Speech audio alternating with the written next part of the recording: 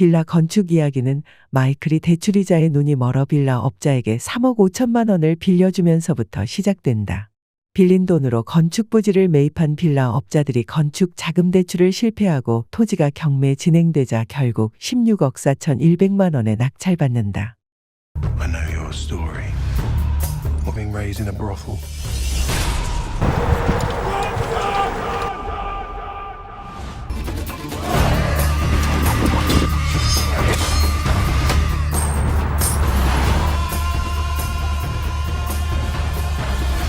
You felt it. The power.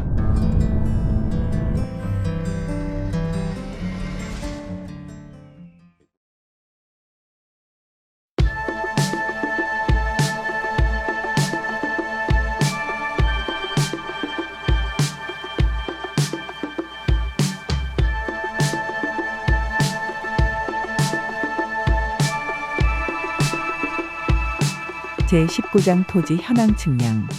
2016년 7월 4일 월요일 흐리고 오후의 비. 빨간 벤츠 SLK 로드스터 핸들을 롤렉스 시계를 찬 손이 부드럽게 조작하고 있다. 하얀 바지와 셔츠에 빨간 넥타이, 파란색 스트라이프 재킷을 입은 마이클이다. 세 번째 피렌체 하우스가 건설될 현장으로 가는 길에 낯선 번호의 전화를 받았다. 국토정보공사 직원이 오후에 비가 올 것 같아 오전에 나왔습니다. 그런데 가림막이 설치되어 있네요. 안으로 들어갈 수 없습니까? 그러셨군요. 제가 열쇠를 가지고 있습니다. 내비게이션으로 40분 걸린다고 나오네요. 라고 말하며 가속 페달을 밟았는데 현장에서 만날 사람은 또 있었다. 금요일에 만난 건설사 대표 진성이었다. 그래서 다소 일찍 울란바토르 피렌체 하우스를 나섰다.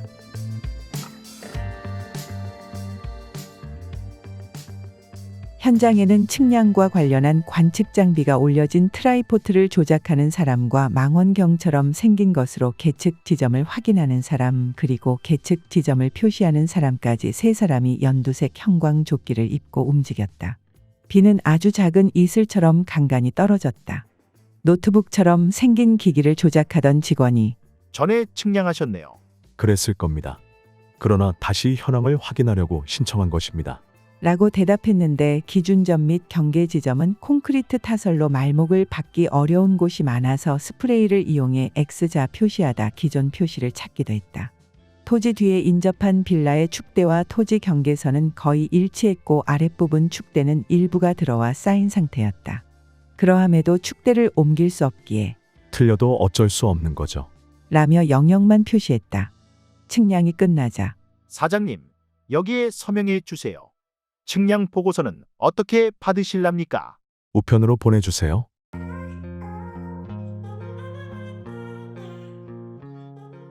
반팔 와이셔츠를 입은 진성은 매우 불량스러운 외모를 가진 젊은 사람과 함께 토지에 나타났다. 셀카봉을 들고 이리저리 사진을 찍는 마이클에게 백 씨라는 사람은 아무런 권한이 없지요.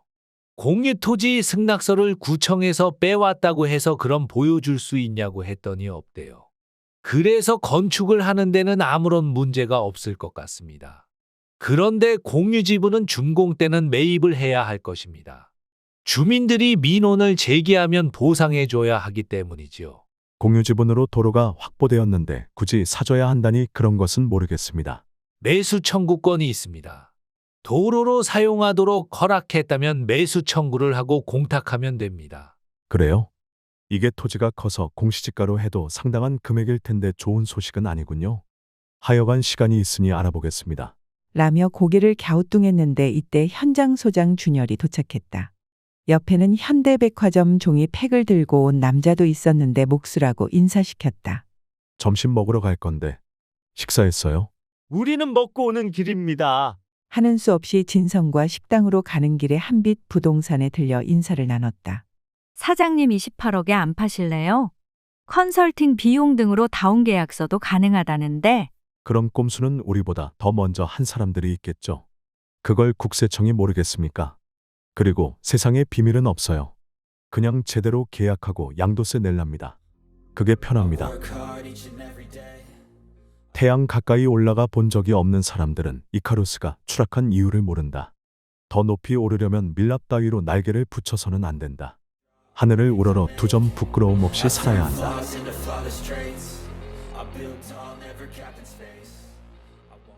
갈치조림을 좋아하는 마이클은 두 사람이면 주문하곤 한다. 갈치조림 어떠세요? 묻고 음식을 주문했다. 식사하며 진성의 이야기를 들었다. 백 회장이라는 자에 대한 태세 전환이 눈에 띄었다. 깍듯이 백 회장이라고 부르던 호칭도 없고 건축은 막을 수 없다는 것이라고 말하는 것이 그것이었다. 마이클은 속으로 처음부터 그걸 알았을 텐데 왜 이제야 태세를 전환할까? 라고 생각하며 아예 토지를 매수할 돈도 없었다고 판단했다. 그저 돈 냄새를 맡고 자신이 할 역할이 있으면 끼어들어 사기나 치는 부류라고 판단했다. 진성이 건달들이 어떻고 동생들이 어떻고 어디 공사에 얼마가 물렸고라는 뜬구름식 이야기도 증거였다. 전형적인 사기꾼 수법이었다. 그러면서 어떻게 그렇게 성공하셨습니까? 라고 마이클을 추켜 세우며 조직이나 자금에 대해 알아내려고 노력했다. 당연히 마이클은 조직이나 거주지는 모두 보안입니다. 라고 대답했다. 그렇게 식사를 마치고 막 도착한 중개사 봉남과 함께 다시 한빛 부동산에 들어갔다. 마이클이 맥심 봉지 커피를 마시며 진성에게 내일 시공사에서 착공계 접수합니다. 공사는 문제 없으니 구청은 갈 필요가 없겠지요. 이에 늦게 온 봉남이 어안이 벙벙한 듯 두 사람을 번갈아 보았다. 그렇죠. 공사는 절대 막을 수 없습니다. 건축 허가가 나왔으니까요.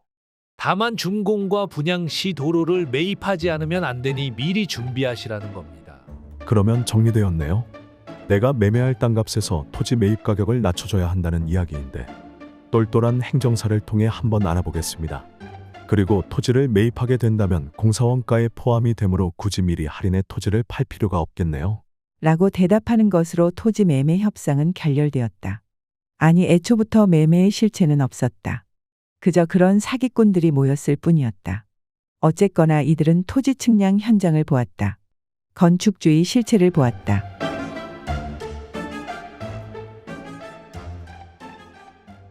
오후가 되자 빗방울이 굵어졌다.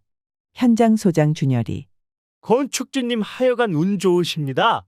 측량 끝나니 바로 비가 오네요. 라며 엄지를 축혀 세웠다. 내가 운빨 하나는 죽이잖아.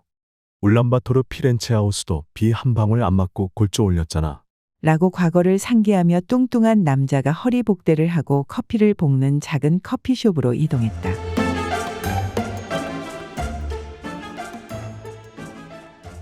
목수의 고향은 장성이라고 했고 광주 일고 나왔습니다. 라고 덧붙였는데 철근 골조 공사 담당으로 현장 소장 준열이 계약서를 가져와 설명했다.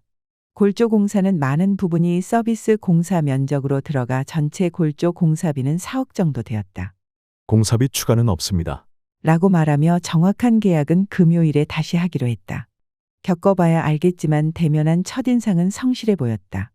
아니 오히려 현장 소장 준열은 저 견적으로 공사를 할 수 있을지 걱정입니다.